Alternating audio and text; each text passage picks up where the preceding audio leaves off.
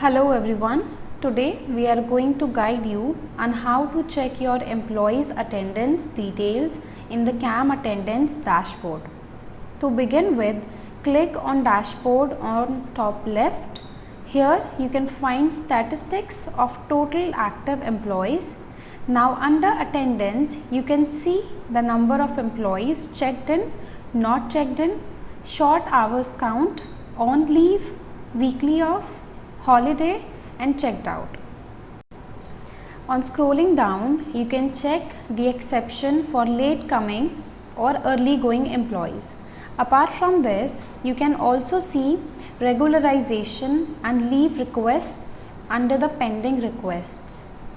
Moving ahead, you can check all parameters manually by selecting date from the given calendar.